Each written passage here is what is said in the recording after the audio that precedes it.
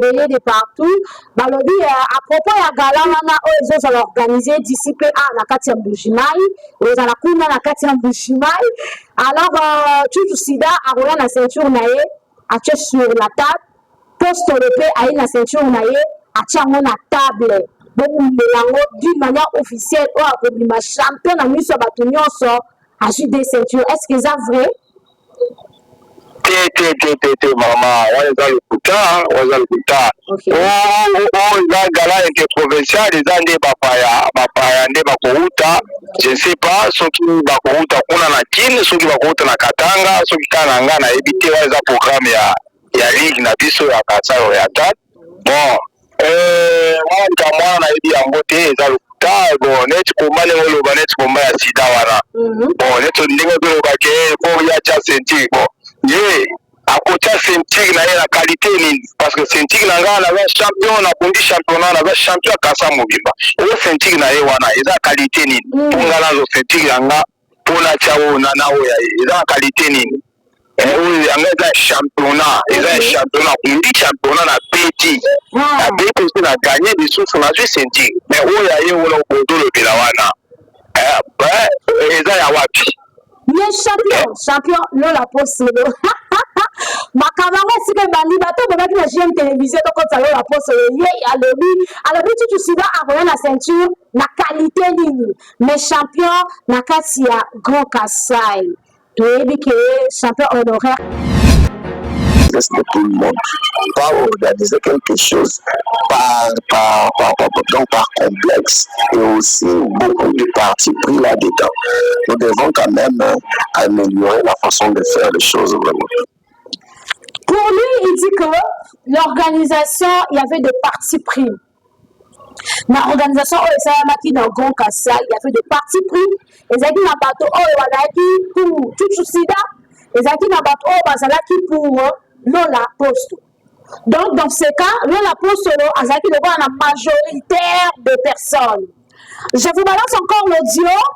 Je pense qu'il n'a pas balancé l'audio à Souka pour m'attendre un message le plus vite parce qu'il faut déjà Lola Poste à côté de l'émission. Bon, sur audio, il y a intervention, il y a par rapport, il y a ceinture, et ça qui n'est pas tout sida. Bien que tout sida ne puisse suspendu, mais l'histoire à ceinture au réseau pour y a aussi la millier. Donner les nouveaux oui, normalement, pour les championnats et la scène qui s'était déroulée, Postolo est sacré champion, incontestable. Mais vous devez savoir qu'il y a de cela 11 ans, le champion Chuchu Sida détenait la ceinture. En tout cas, félicitations encore, histoire ya boye, parce que ma femme m'a dit que tata, l'histoire a quitté mon robot, elle solo bien et vous allez la poste parce que il est à ça qui tombe makamwana et salamaki. Merci à pour éclaircir ma femme, il y a pour éclaircir ma tout sort. On dirait qu'il y a JM Télévision, champion, la poste le lopena au la titre, que vous avez un champion calais. Oui. On a déjà la vision de mon aïe. On y papa la voix d'aller à côté, mais là, les longs moments, ça les fierté à papa la caille. Oui. Le papa, parce que c'est quoi les choses dans la bande pour les sols comme moi. Les choses dans la casse on a vu qu'à ça il n'a pas beaucoup. Et l'eau, a vu qu'à ça il n'a pas beaucoup. Oui. En tout cas, mais Batmanobi, il y a aussi qu'à ça il faut tout le monde. Tu as Zeus, ça c'est la cala. Final là, Zeus, ça c'est la cala. Zeus, là, la bêta, Bakatia, Moussouba 3 fois, 3 ou 4 fois. Là, la taille mon touté, mais mon toit est bien mon quoi. Zeus, là, la cette tension, ça va? Glycémie, ça va? Un estomac. C'est exagéré, mon respect. Tous les quartiers, Bapé Sibino, privilège, il y a s'abonner dans la chaîne, il y a YouTube, c'est exagéré, mon yambo. Pour notre quartier, on est année 2024, Bonsoir, tout dépend de l'heure à laquelle vous allez me capter dans vos écrans. C'est bel et bien Berry Mabiala, Bouchou de la presse congolaise. Merci à tous nos abonnés sur JM Télévision. Si c'est pour une première fois, écoutez Nalibakou, il y a émission Nabiso. En tout cas, abonne-toi, commentez, partagez. Je crois que vous avez remarqué, Bouchou de la presse, hier, mon corps, après un plateau, toye na makamwe gali. Toye na makamwe gali, balobi kache koti zelo. Kache yale wa mwengi, yale kwa madeso, poni dente, ogolia mabanga, egoyinde la yo. Catch et cotisé le catch et cotisé matakita. En tout cas, vraiment que zapper, sauter. J'insiste, commenter, partager, aimer. Et puis, dans l'émission de Bisso, du début jusqu'à la fin. Le nom que va dans plateau, vous avez remarqué ma concert Anna n'est pas là. Parce que le nom va sommer maman dans le cambo. Abonnez à JM Télévision. Les amis de Berry Mabiala.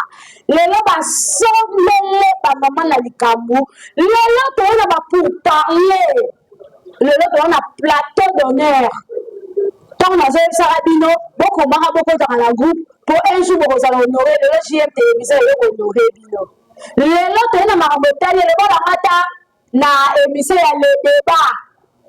Lelo ma femme le bi koti sa biso ndaku ya apostolo. Koti sa biso ndaku ya Samaraolo. Koti sa biso ndaku ya Chuchu Sida. Koti sa biso ndaku ya Maseba.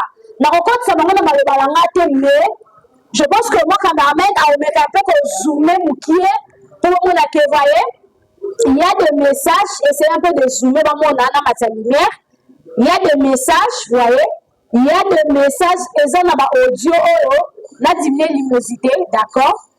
Il y a des messages, vous voyez, il y a des messages, il y a des audios, et je vais lire des messages, je vais, dans audio, mais dans le micro, kabato, quand tu as besoin Samara, quand tu as besoin de Sida, quand tu as besoin de Maseba, tout ce médicament est tali. Quand je cotise, quand je commis ma sous. Déjà, je vous signale que tout Sida a un sous na option qui va suspendre à sous la suspension. Tout Sida n'est plus suspendu. Mais là, il y a un programme où il y a un combat. Laissez-moi vous dire que les deux ceintures sera sur la table. Ceinture, il y a tout Sida. Champion en horreur. Oh, il y a Mouchimali. Na ceinture ya l'apostolo aussi qu'on a minutes avec champion en Mujimai et vous allez sur une table bakorer l'amour non peut s'habiller dans des détails tout de la presse congolaise a toujours dans étali nazobanga l'apostolo en direct de JM Télévision tout sur l'apostolo qu'est-ce qui fait que l'apostolo jusque là a quelques hésité il y a des gens à connaître équipe nationale, tant si bonite à zate, tant telle personne à zate, n'a pas tant un message, n'a pas sabino comme moi, il y a une émission, pour comprendre l'émission. Je tiens déjà à saluer Sergent Géré, n'a vu qu'on zappé n'a été parce que n'a pas ça. L'on la poste en direct au côté Samaraolo, celui qui est Maseba, au côté Samaseba, au côté Mekado parce que la délégation, on va connaître pour l'instant. On a dû constater l'absence. Il y a l'apostolo. Tu constater l'absence, il y a tout Sida.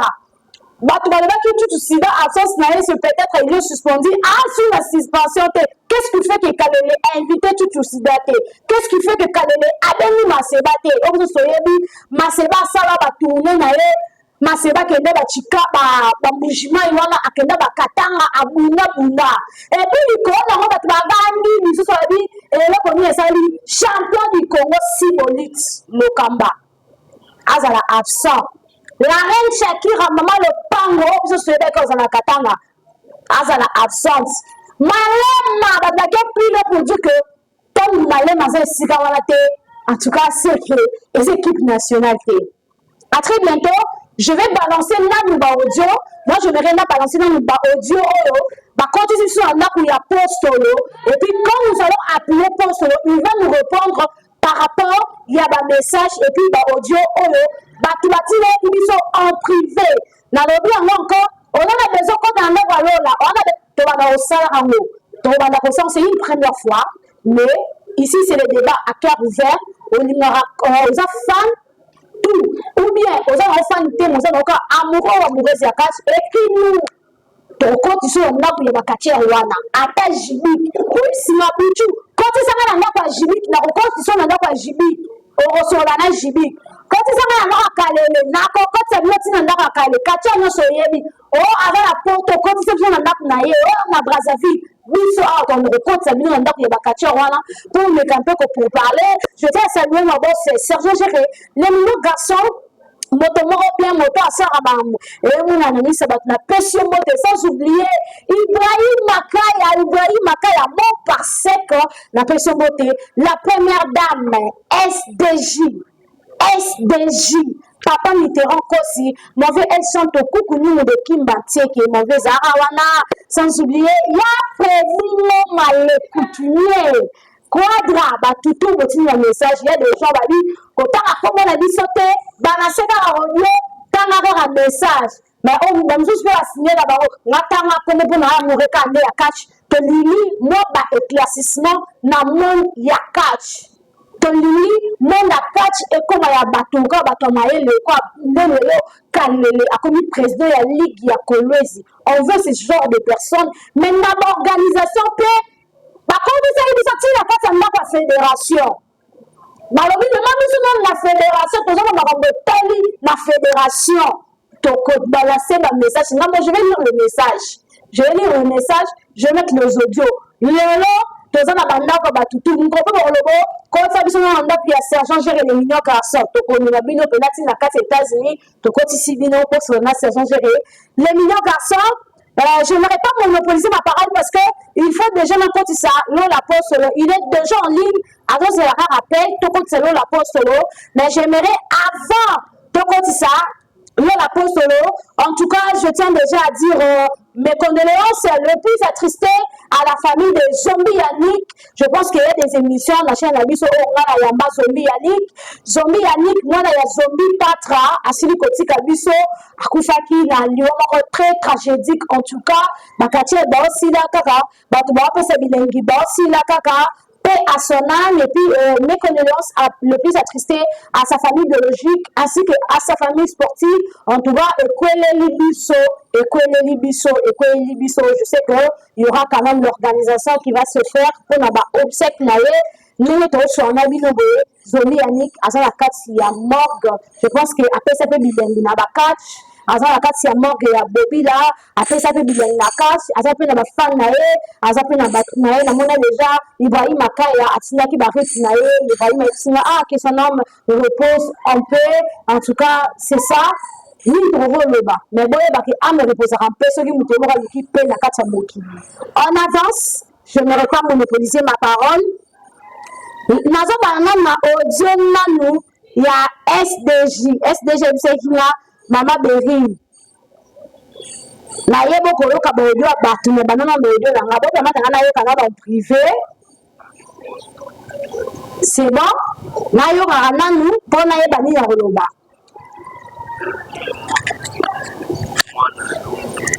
Ayi seki ngai Mama Berry koti sangai na nanda ya apostolo.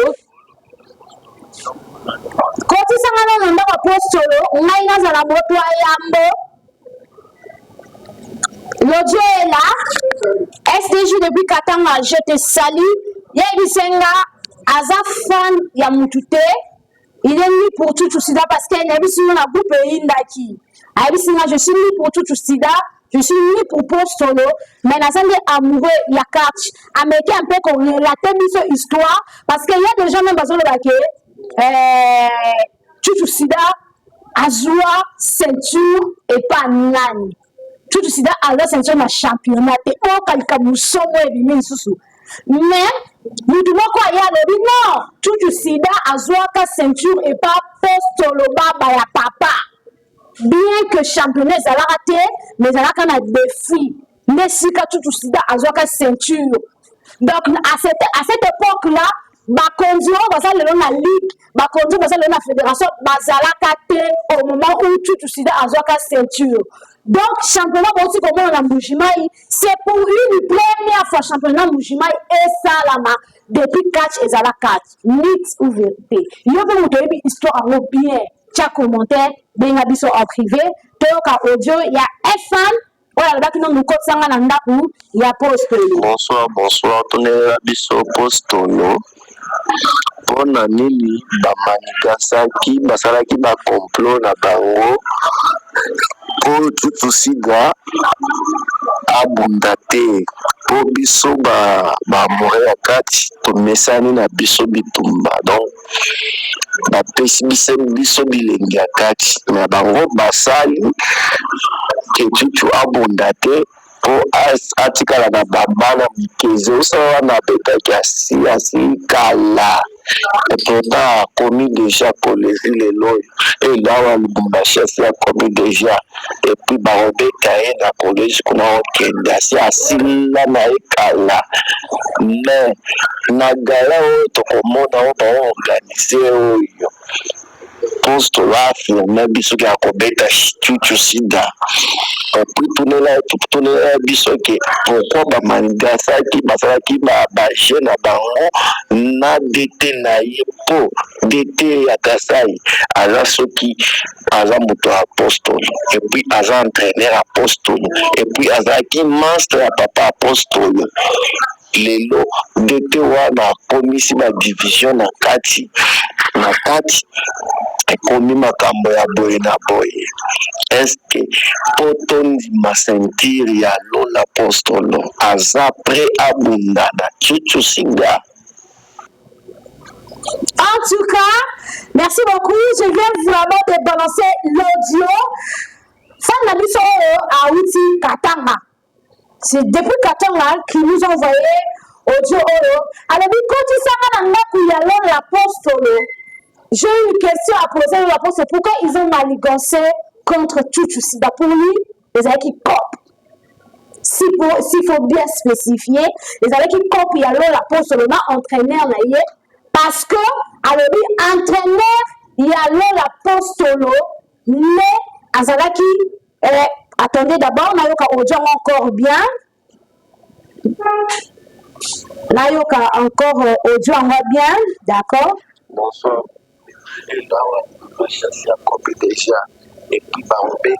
Alors, Boye,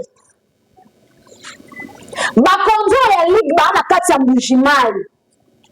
Entraîneur au Banakati Mbujimayi, ils ont maligancé contre Chuchu Sida parce que baza na relation na Apostolo. Parce qu'ils ont travaillé avec Apostolo le père. Bazaki d'entraîneur et lelo bakomi ba président lui bakomi ba konti na kati ya Mbujimayi na kati ya ligue. Ba maligancé contre tout lui. Ils ont maligancé contre Chuchu Sida. Mais là ils ont dit non. Tout le monde a une émission Chuchu Sida à cœur ouvert.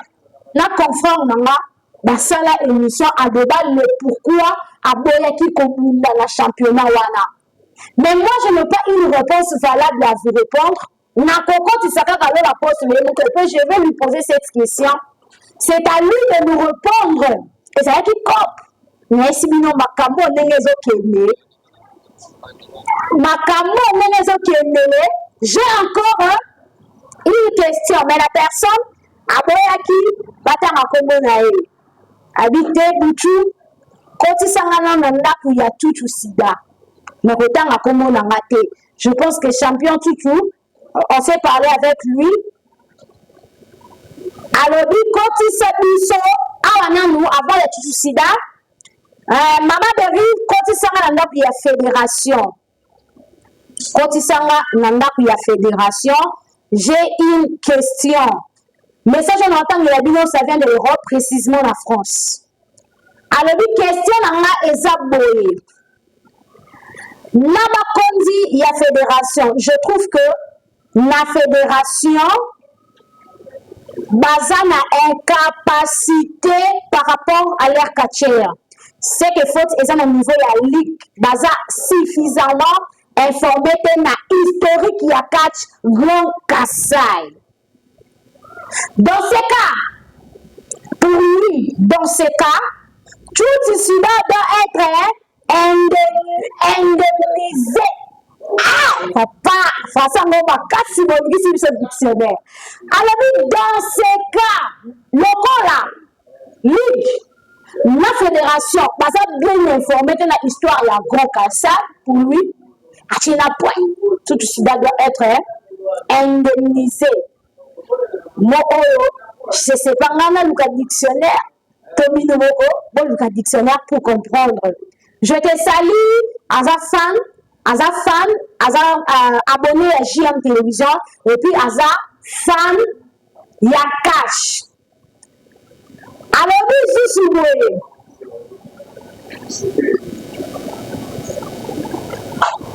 Aïe, les sous, alors, maman Berry, quand il s'en va encore, il y a Chouchou Sida.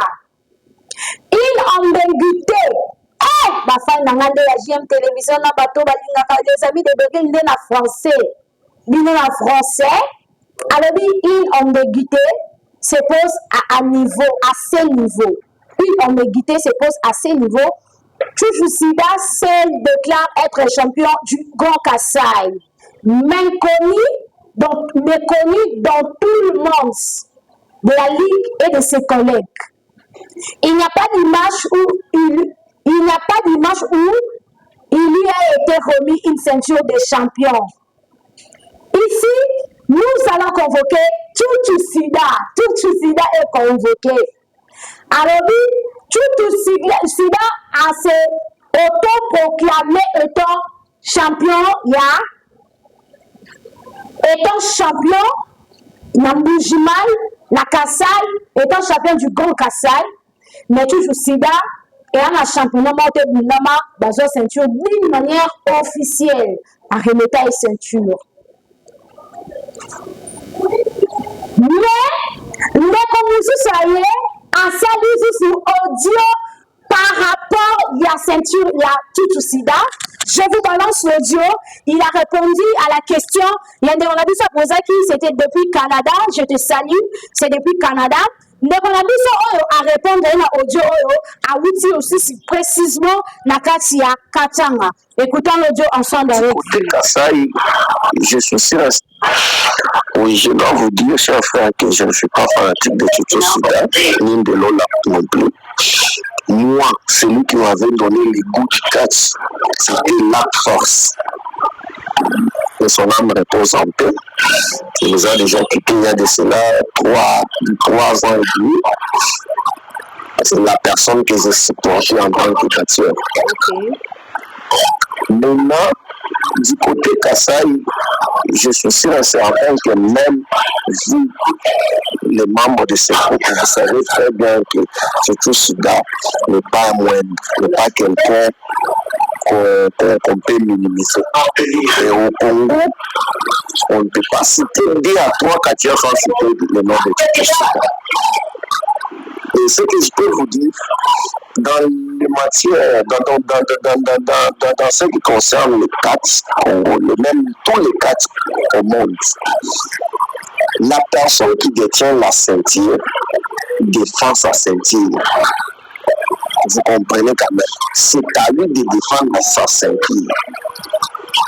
Et non, il va se battre pour avoir une autre ceinture. Non, c'est celui qui a besoin de la ceinture qui le défie. Si on organise parfois le championnat, ce sont les gens qui n'ont pas la ceinture qui en veulent la ceinture.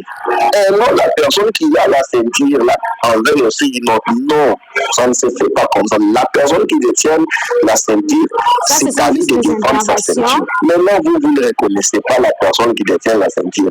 Il viendra faire quoi?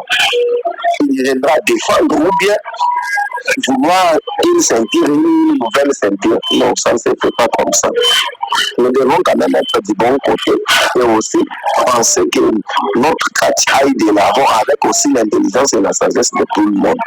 Pas organiser quelque chose par complexe et aussi beaucoup de partis pris là-dedans. Nous devons quand même améliorer la façon de faire les choses vraiment. Pour lui, il dit que l'organisation, il y avait des partis pris. L'organisation, il y a Grand Kassai, il y avait des partis pris. Il y a des bateaux pour Chouchou Sida. Il y a des bateaux pour Lola Posto. Donc, dans ce cas, Lola Posto, il y a la majoritaire de personnes. Je vous balance encore l'audio. Je pense qu'il m'a balancé l'audio à Souka pour m'attendre un message le plus vite parce que il faut déjà l'apostolo à côté de l'émission. Bon, quand sur audio, il y a intervention, il y a par rapport, il y a ceinture, et ça là qui n'est pas tout sida. Bien que tout sida ne plus suspendu, mais l'histoire à ceinture, il y a aussi la millier. Donner les nouveaux oui, normalement, pour les championnats et la scène qui s'était déroulée, Postolo est sacré champion, incontestable. Mais vous devez savoir qu'il y a de cela 11 ans, le champion Tchouchou Sida détenait la ceinture et c'était lui le champion en titre jusque-là. Et avec l'organisation des catch, s'il y a un championnat qui va se dérouler, les champions en titre de la ceinture au niveau de la fédération, ou bien au niveau de la ligue, ou bien au niveau de la tente, afin que la fédération ou la ligue organise les championnats. Maintenant, en Bougimaï, ce n'était pas le cas. Parce que le comité de la ligue qui avait remis tout Sida n'est plus. Ça, c'est une autre comité. Vous voyez un peu cela.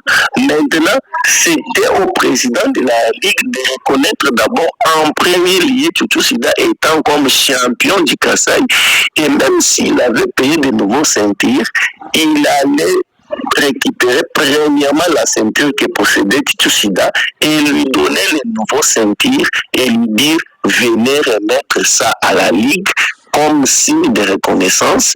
Et à l'instant même que vous avez déposé, vous n'êtes plus champion. C'est ça le championnat qu'on organise afin de savoir qui est le nouveau championnat. On dit que tout ça après la suspension de Tchouchou Sida, après avoir contacté le ministre, on a donné l'erreur à la Ligue. Mais comme c'est la Ligue restera toujours la Ligue. On a sacré Postolo comme champion pour l'instant. Et les combats qui vont s'organiser dans peu de jours. Donc, pour lui, Postolo, Azananou, champion, pour l'instant, c'est-à-dire que c'est à tout prix, parce qu'il y a l'organisation, les gens qui s'organiser dans 2 semaines, d'ici peu, organisation Ekozala,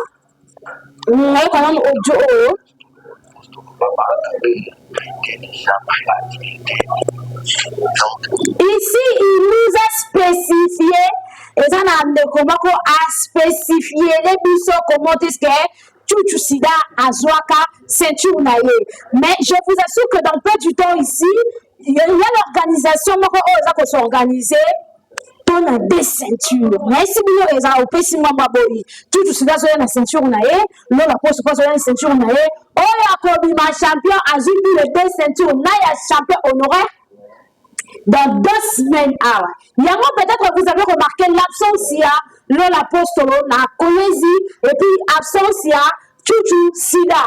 Donc, c'est bien audio, Nani Yasuka, parce que ça va beaucoup marquer de ce qu'il a dit, à spécifier les personnes comment est-ce que Tchouchou Sida a joué à ceinture naïe. Et puis, tout ce qu'on dit ça, l'apostolo, peut-être un message, mais après, tout audio.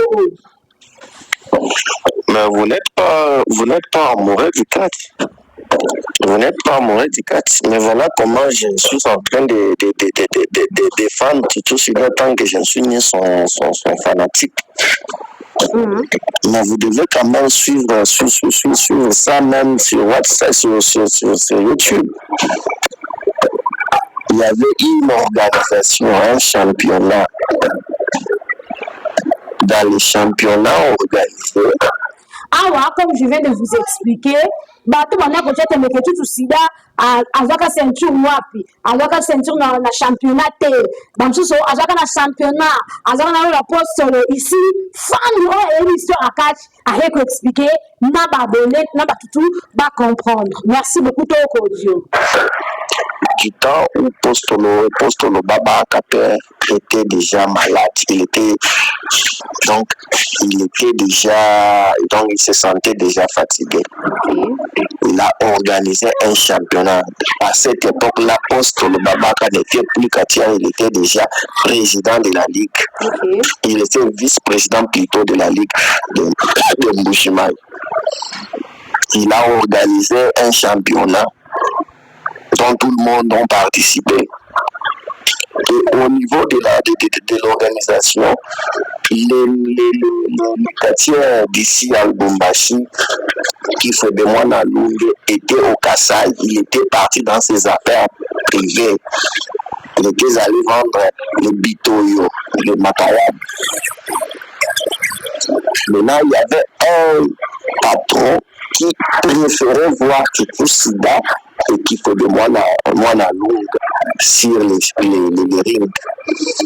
Il avait donné beaucoup d'argent afin que Tutu et Mwana Lungue puissent s'affronter dans le championnat là. Je m'excuse vraiment.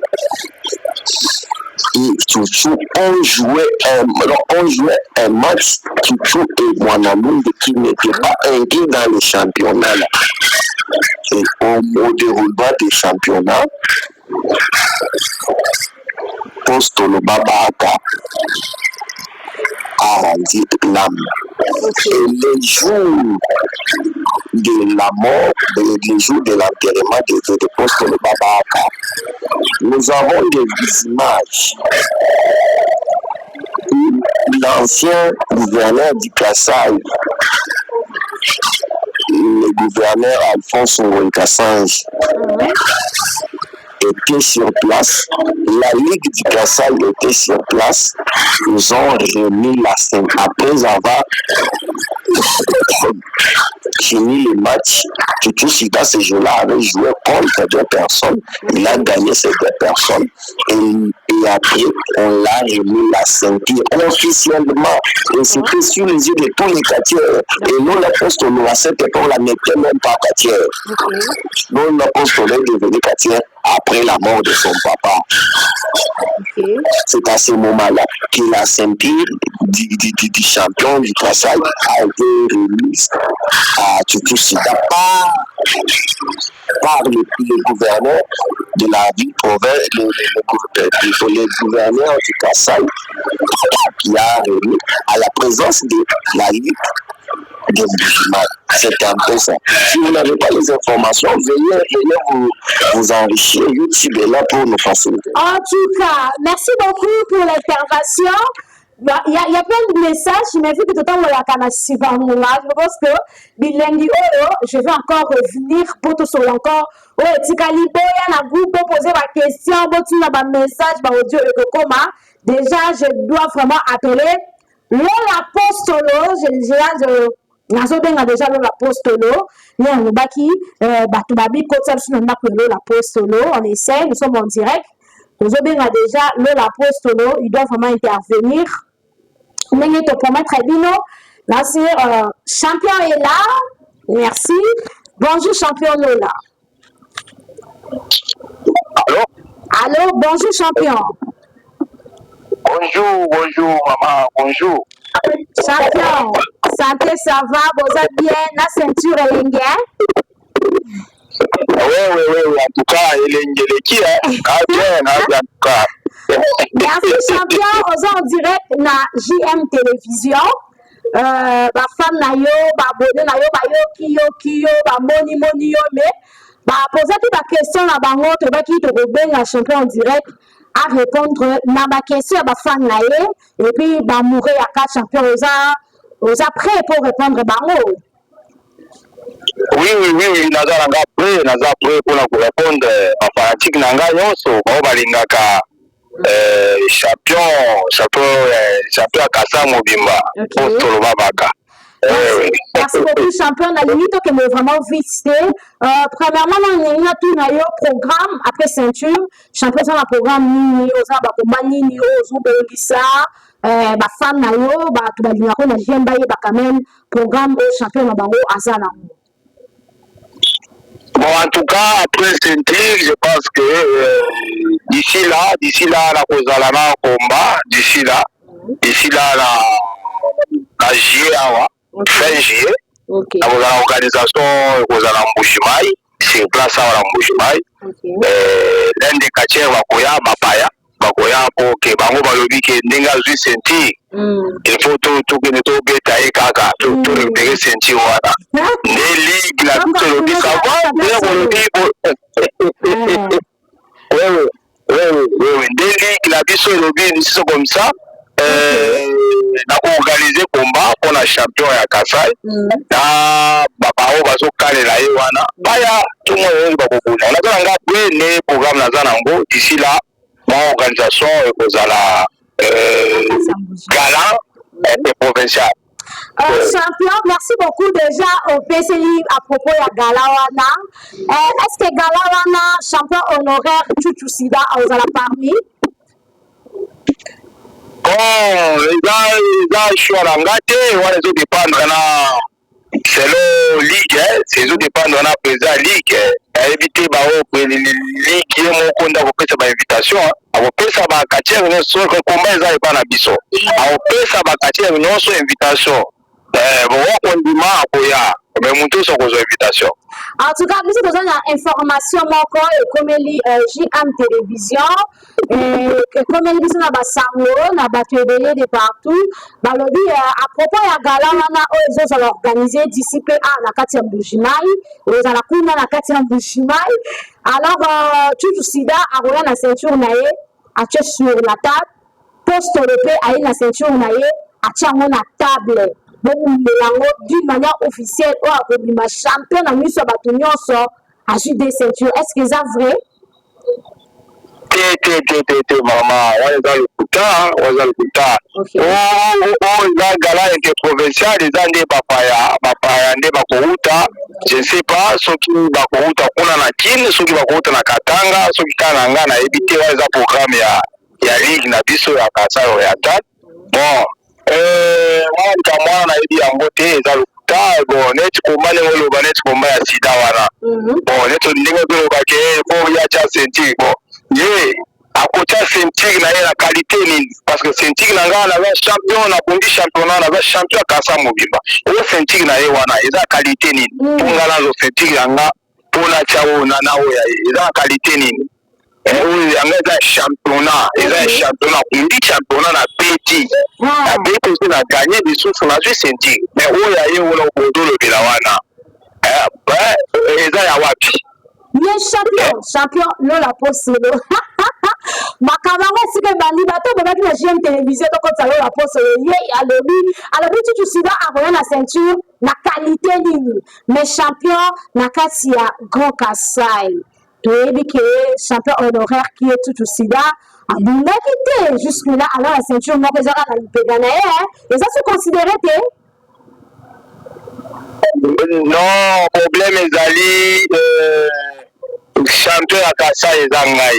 Wana ceinture na yo wana esike uti toyebi yango te soki balakisaka image esika bapesaki ceinture parce que nga naza ministre ya sport apesi nga ceinture en plein air na stade bato nyonso bamoni na bundi championnat ye akimi championnat soki azalaki na makasi alingaki aya bunda championnat akimi championnat mais akomi omoni ke moto akomi osala makili la pamba déjà makambo si esalemi c'est déjà fini okochange yango te pour le moment na Kasa Mobimba ngande gouverneur ya bakatiere nyonso moto akoloba aza te oui ngande gouverneur ya bakatiere nyonso Kasa Mobimba champion tomeka mpe kozoka mwa nsima moke na histoire ya ceinture oyo le Chuchu Sida azalaki nango anda kocourone nango oyo biso bobiki azalaki champion eza na bato balobi azwa ceinture wana na combat ya défi contre ye na papa na yo le défunt Baba pe ya son âme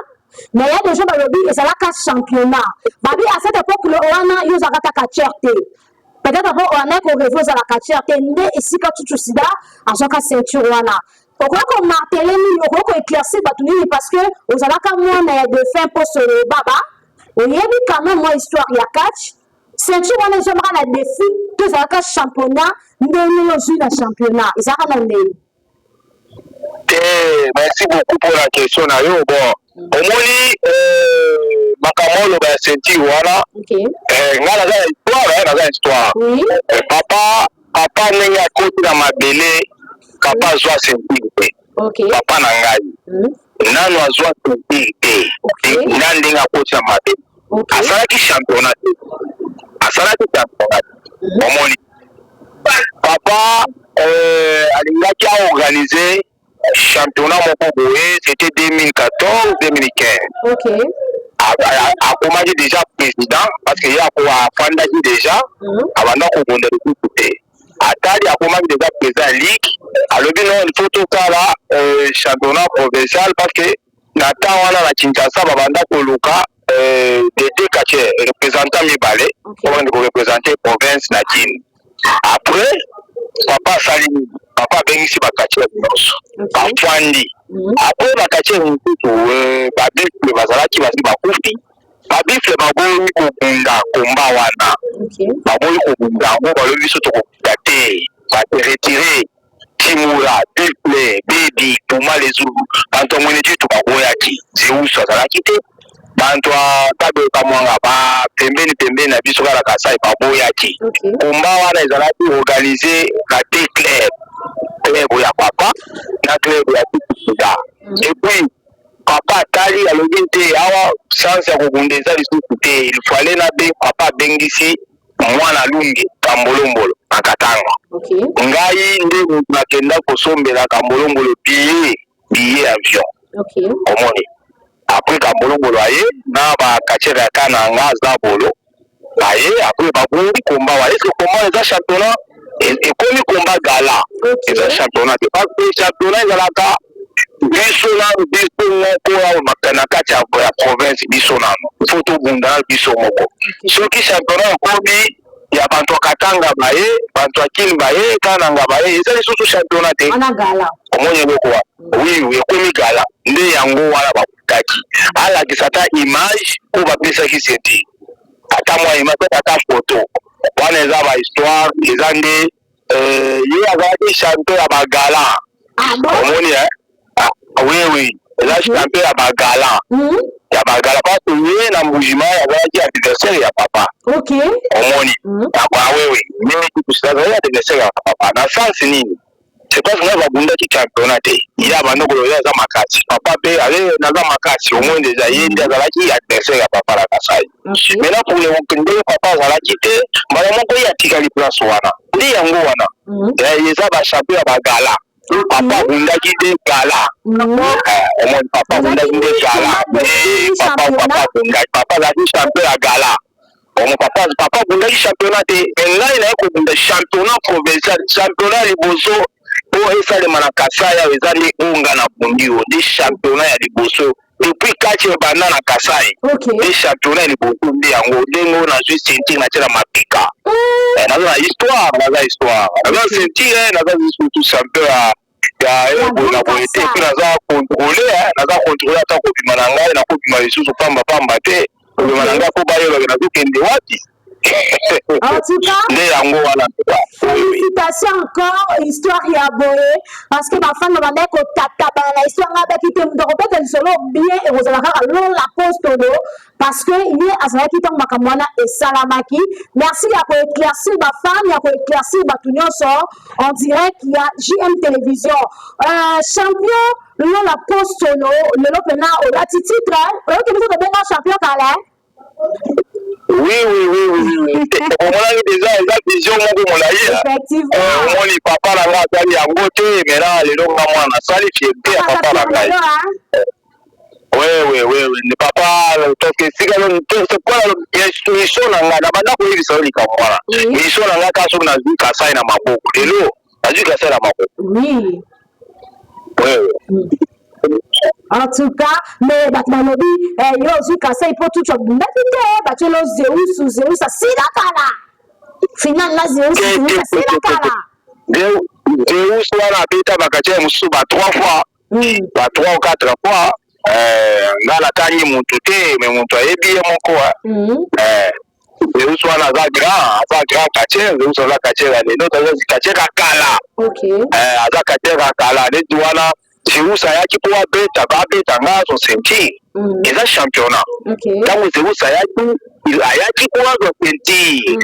Omoni. Mais attends, on a la bêtise de aussi. Et commune. Non, je sentir, la paix est pour nous, sur la bêtise, après la juste sentir. C'est où soit la bamutu, bah, qui vise où ça? Bamutu, bah, qui vise où? Parce que là, il a l'histoire dans la team à Gabitou Bate. Omoni. Pourquoi courage n'a pas voilà yango na ti na komi na suka lelo na za champion kasa modifa na bolo awa ata niveau ya fédération yebi déjà c'est confirmé par Congo Mobimba champion ya kasa c'est pour sauver bato championnat ezake pour que nelo tangi ke o azala kité mususu azala kité championnat kontaka wana te tango si boli tabili champion du Congo abunda na bakatier combien la championnat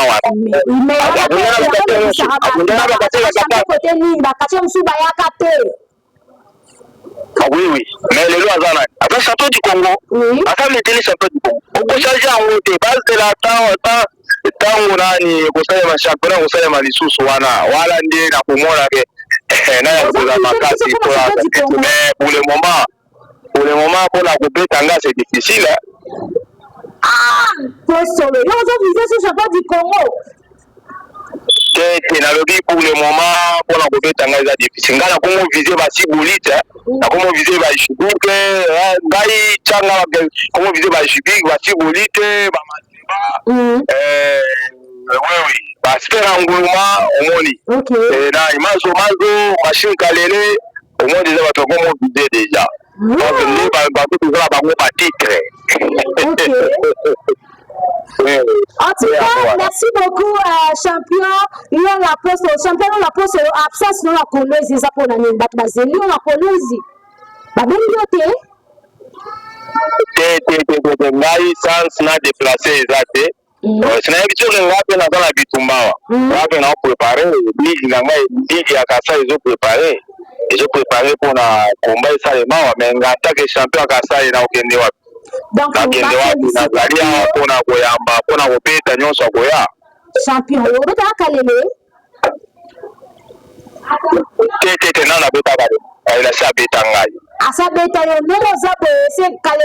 que va solliciter qui aux invitation le cas pour que le police? Bon, normalement, atasuke yaki te bon ngai na atasuke yaki na dipate. Okay. Ngai normalement na kangi na province. Na kobima na province kasi ko tigeza ya kinga wa. Bato bazeli ba ceinture wana soki yaki katanga champion ceinture leza ova naona mouvement ite a okomi o moyena bimeza te et comme champion to bengi la chikapa bwenga moyena bete comme ora ceinture la nango na ndako.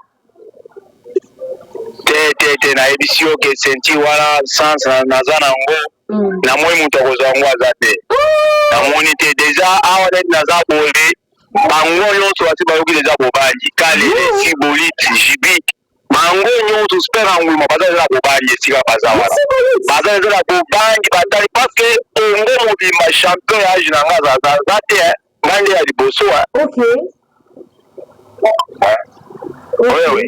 Oui, ngande ya liboso depuis quand bana na histoire ya quartier ngande champion age nanga oti nano c'est depuis quand bana champion age nanga nano azat mais ngande ki ya liboso déjà la pression nazala ngo te en tout cas bango ba ko peta maneti serenity ba comme adversaire. Ah bon, nayebi ça va bon, asali que défense il y a bien à Bondi bon, mais quand même ma perte de combat, on va la féliciter. Donc c'est pas deux mobali pour affronter Bitumba. Merci beaucoup Nabalandinho sort. Vous avez vraiment en tout cas les débats à cœur ouvert pour Solina, Lola Postolo, on est ici qui nous fait tout compte ça, Maseba fait tout compte ça, Samaraolo, mais vite donc on va toujours dans Simamuna fait tout souka. Donc ça la émission prochaine émission, de compte ça Maseba, de compte ça Lola Postolo, de compte ça na ba Jibik na ba Kalede. Ceux qui vont se faire une initiative pour s'abonner, pour commenter, merci na ba tout au petit qui va question na bango. Prochainement encore quand j'aurai encore invité peut-être à la bande ya capitale, il faut là Yambaye, n'a pas annoncé, bino toujours dans le groupe, il y a les amis de Berry pour continuer ma question, bino, même par message, même par audio, et Coco m'a balancer. Merci à tout le monde, merci à l'équipe, il y a JM Télévision, l'équipe de Camara, je vois Jonathan Materazzi, je vois encore After, j'étais sali, mon vieux Ibrahim Makaya, Kanyarda, Papa Mitterrand aussi, Quadra, en tout cas STG depuis Katanga, Batunanga, Yabatanga, en tout cas, oh bébé, on va quitter. Joël Ndonde, j'étais sali aussi, et à toute ma famille, je vous aime bien, on se retrouve très prochainement. Bye.